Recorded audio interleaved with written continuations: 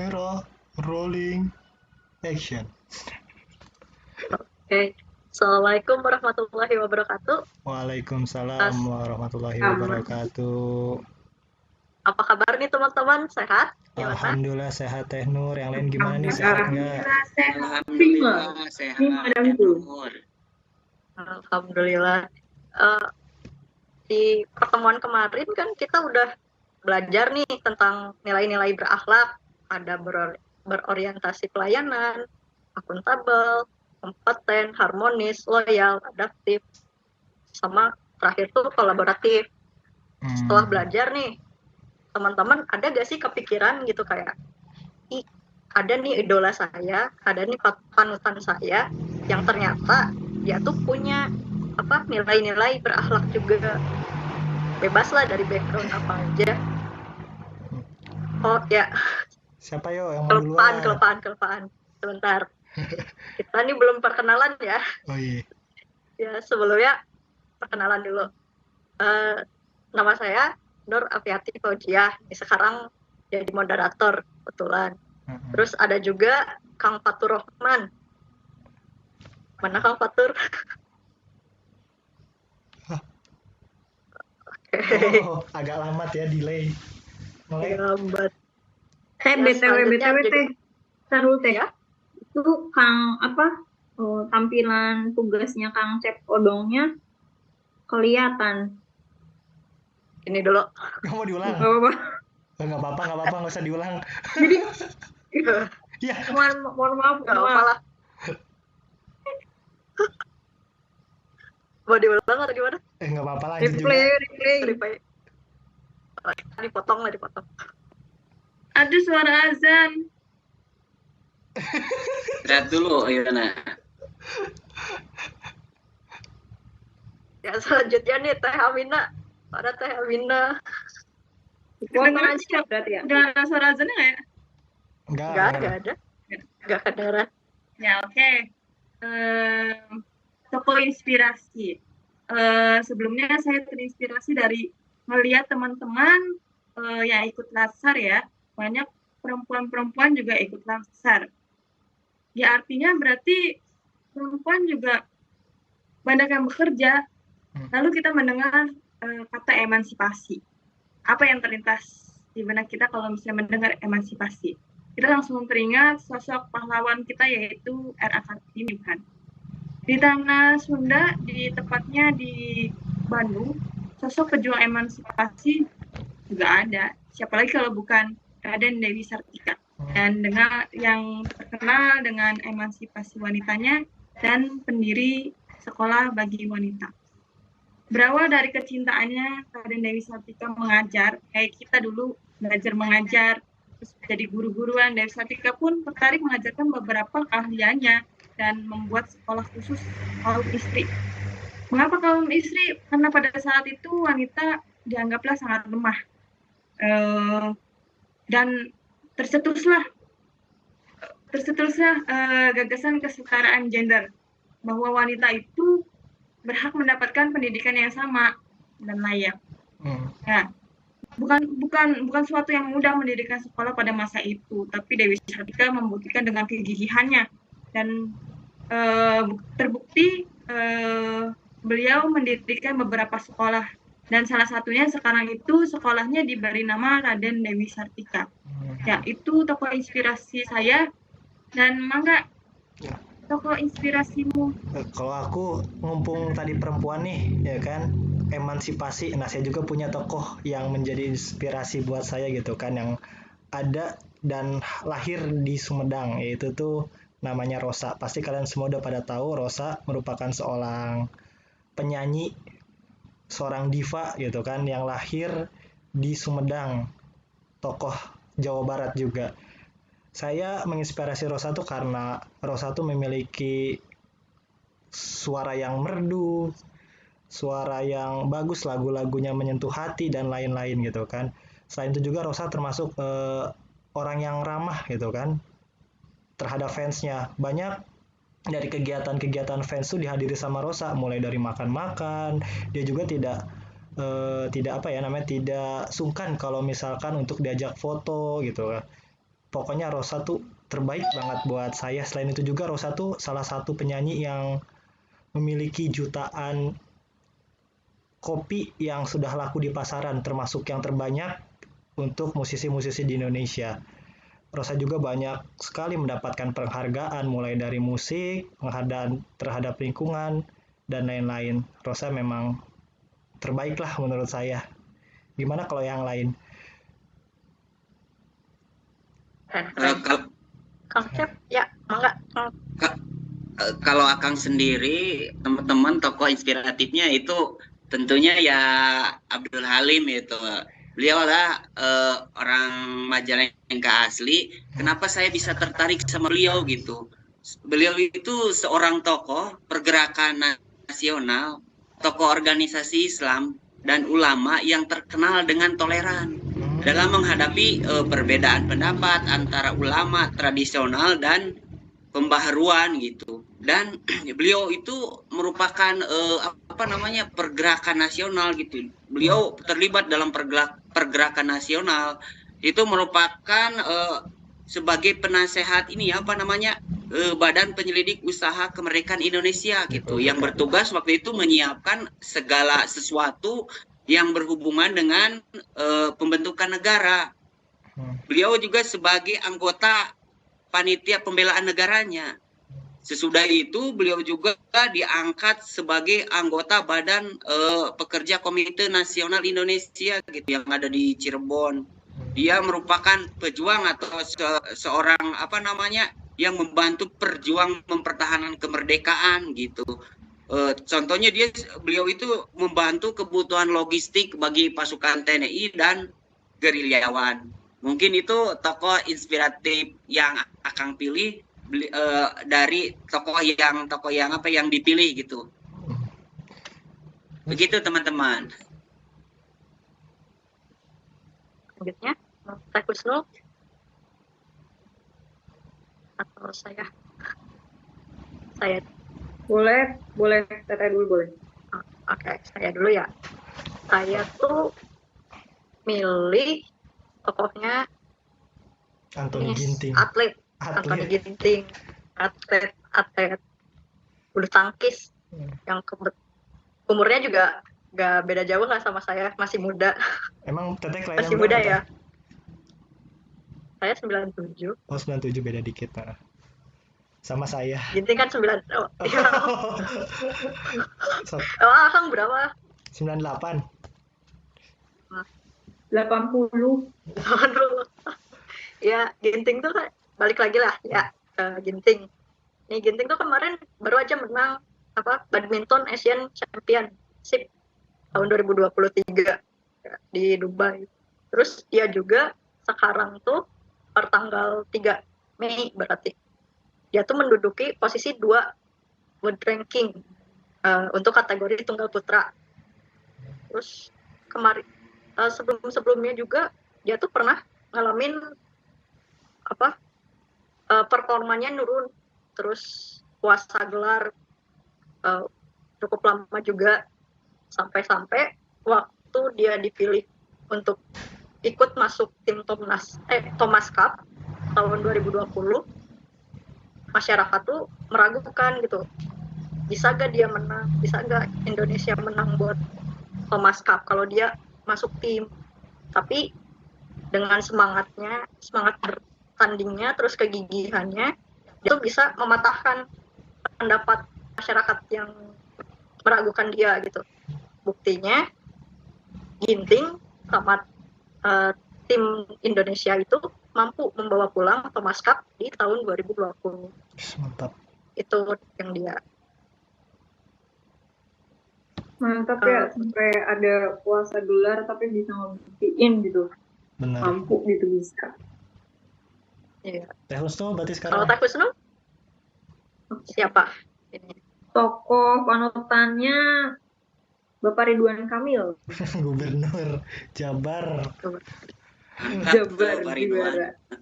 Walaupun memang udah banyak info banget ya tentang beliau ini memang. Tapi karena ya tertariknya itu karena awalnya dari diresmikannya Masjid Al Jabar.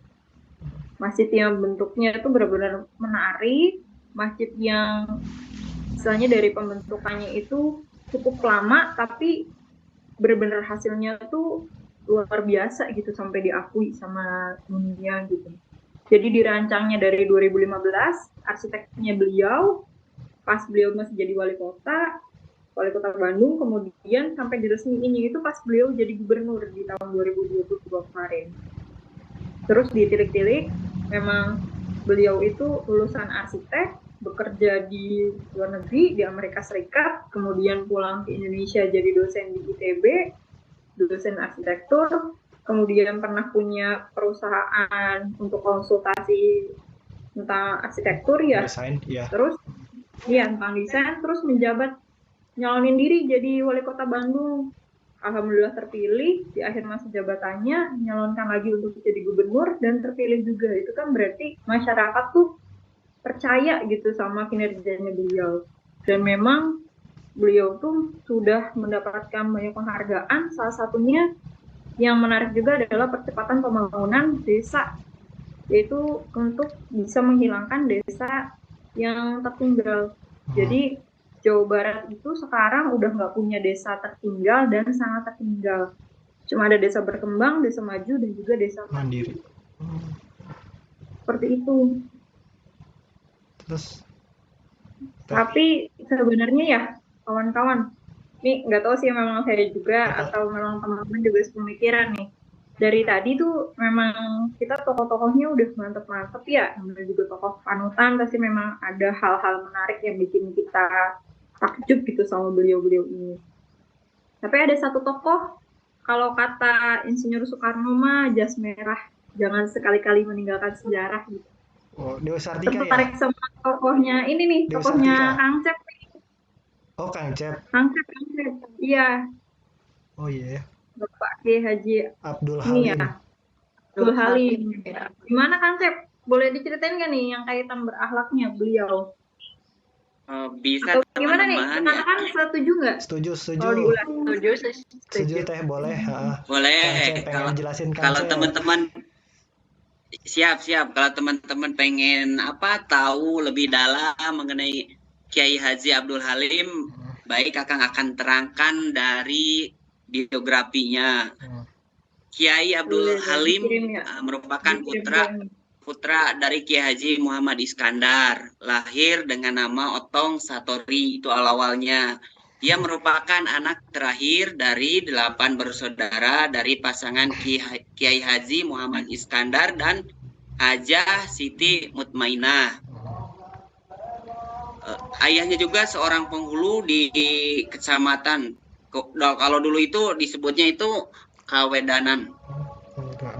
Kewadanaan Jatiwangi yang ada di Majalengka. Sebagai anak yang dilahirkan di lingkungan pesantren, Kiai Halim telah memperoleh pendidikan agama sejak balita dari keluarga maupun dari masyarakat sekitar. Ayahnya meninggal ketika Kiai Halim masih kecil, sehingga ia banyak diasuh oleh ibu dan kakaknya.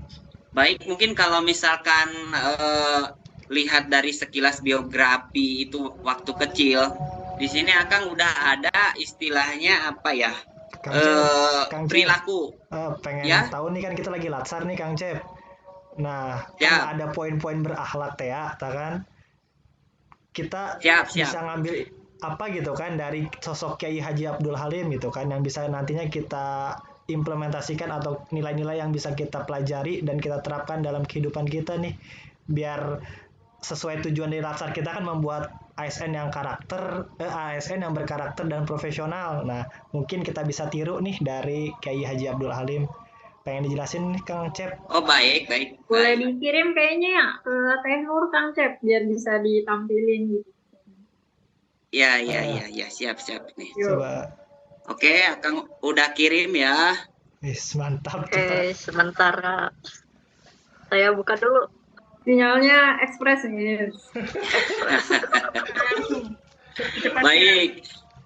Akang itu kemarin udah buatkan berbentuk tabel mapping gitu, bagaimana seorang tokoh panutan Jawa Barat ini, Bapak Kiai Haji Abdul Halim ini menerapkan nilai-nilai berakhlak gitu.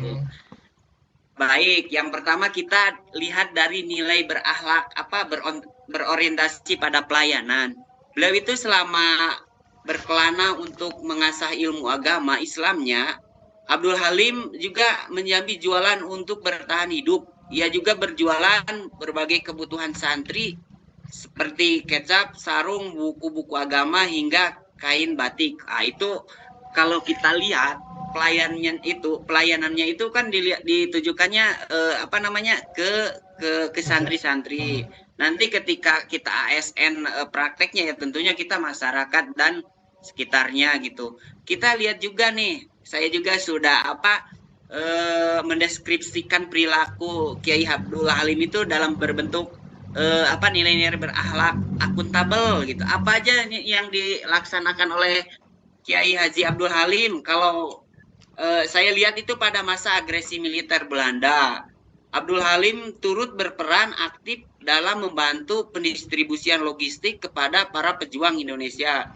Selain itu juga sebelumnya terlibat sebagai anggota dari BPU PKI. Jadi kalau kita lihat dari sikapnya Bapak Kiai Haji Abdul Halim dalam akuntabel itu, beliau itu membantu pendistribusian logistik. Kemudian nilai-nilai yang berakhlak yang ketiga saya lihatnya dari kompetennya gitu. Pada saat berusia 10 tahun, Abdul Halim pun semakin sering gitu mendalami Al-Quran, hadis hingga mengantarkannya mendalami agama Islam bersama Kiai Haji Anwar yang merupakan ulama terkenal saat itu. Jadi kompeten, dia itu orangnya mau belajar terus-menerus gitu, mengembangkan kapabilitasnya. Ya tentunya kepada kita sebagai calon PNS itu kita harus meniru kegigihannya gitu, terus belajar dan belajar gitu. Kita lihat lagi nilai berakhlaknya yang harmonis gimana gitu yang diterapkan oleh Kiai Abdul Halim. Beliau itu selalu menerangkan prinsip toleran sebagai kebaharuan di ranah keagamaan. Hal itulah yang menjadi bergaul bersama beberapa tokoh gitu dari latar belakang prinsip yang berbeda seperti Kiai Haji Mas Mansur, kelak yang menjadi Ketua Umum Muhammadiyah, terus dengan Kiai Haji Abdul Wahab Asbulos, salah seorang pendiri Nahdlatul Ulama. Jadi beliau itu menyikapi kepeduliannya gitu, saling peduli dan menghargai perbedaan, maupun baik itu dari Muhammadiyah, baik itu dari Nahdlatul Ulama, tapi dia mau pure gitu, menyatu gitu. Jadi begitu juga kalau kita sebagai ASN, kita itu harus pure membaur gitu sama masyarakat, begitu mau sama rekan, sama teman gitu, peduli juga dan menghargai perbedaan yang ada di lingkungan kita juga gitu. Yang kelima itu melihat dari nilai berakhlaknya itu loyal. Lihatnya kegiatan apa sih yang loyal dilakukan oleh misalnya yang bisa dilihat kita dalam kegiatannya gitu, yang Abdul Halim itu aktif membantu kebutuhan logistik bagi pasukan TNI dan para gerilyawan. Ini beliau juga itu dedikasinya tinggi itu membantu kebutuhan gitu, sebagai mengutamakan kepentingan bangsa dan negara. Begitu pula nanti ketika di ASN gitu, kita ya harus mengutamakan dulu mana yang menjadi kepentingan bangsa dan negara daripada kepentingan pribadi gitu. Yang ke-6 perilaku yang dilihat dari Abdul Halim itu yang berakhlak itu yang adaptif. Di mananya yang adaptif itu Abdul Halim, yaitu dalam menggerakkan pemikiran demi memajukan pendidikan serta keagamaan di wilayah Majalengka dan sekitarnya. Sejak dulu ia memang tokoh yang ulet gitu untuk mempelajari hal-hal yang baru dan membagikannya kepada masyarakat sekitar agar maju. Jadi beliau juga kalau kita lihat itu sifat inovasinya, sifat antusias menggerakkan warga masyarakatnya itu ada gitu. Begitu juga ketika kita bekerja sebagai ASN, ya harus mampu berinovasi dan menggerakkan sumber-sumber daya yang ada gitu. Terus yang terakhir, nilai-nilai berakhlak yang terakhir itu kolaboratif.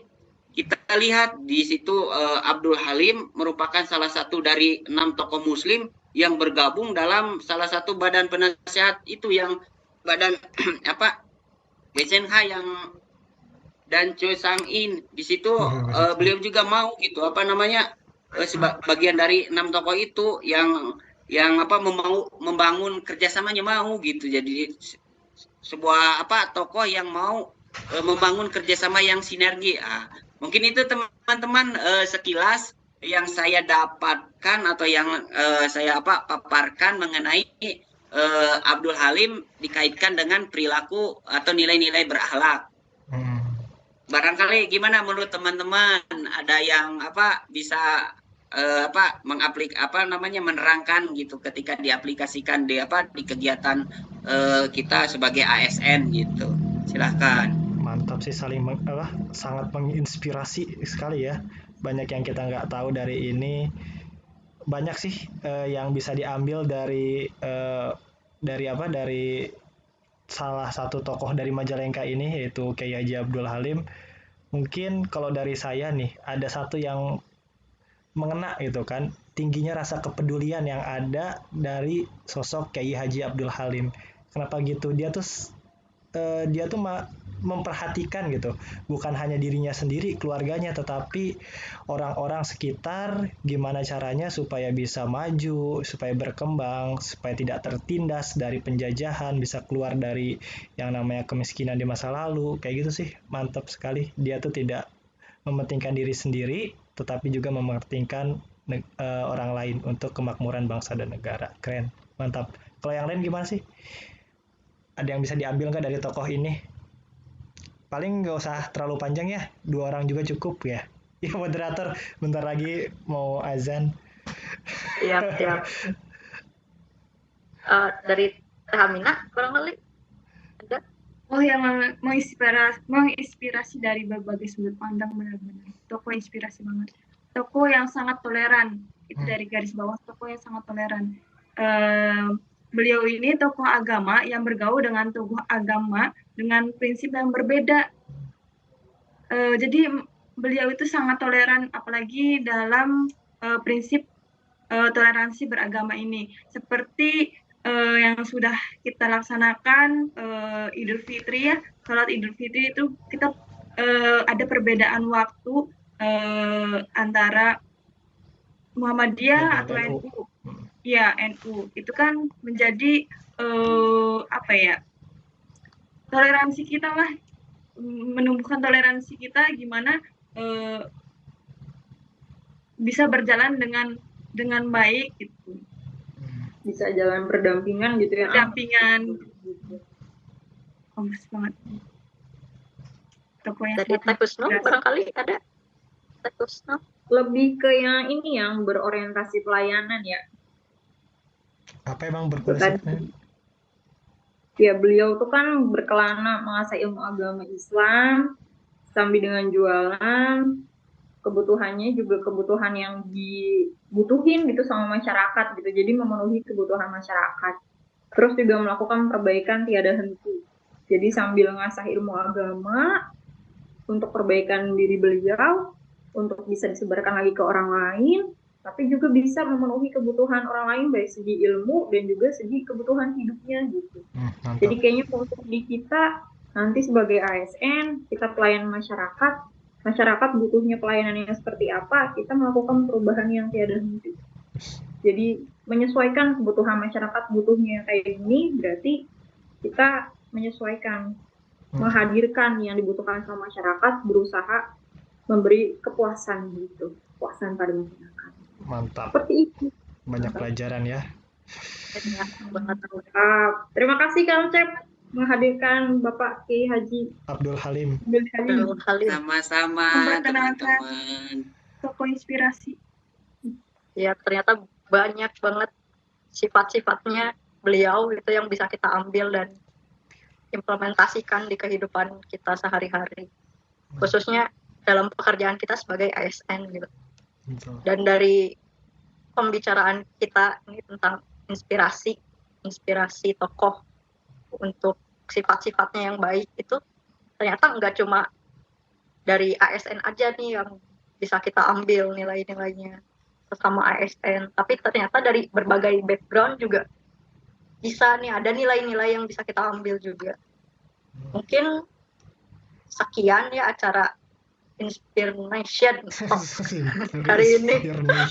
Inspiration Podcast kita sekian. Podcast kita sekian. Mohon maaf bila ada kesalahan. Sekian. Wassalamualaikum warahmatullahi wabarakatuh. Waalaikumsalam warahmatullahi wabarakatuh. Warahmatullahi wabarakatuh. Atur nuhun.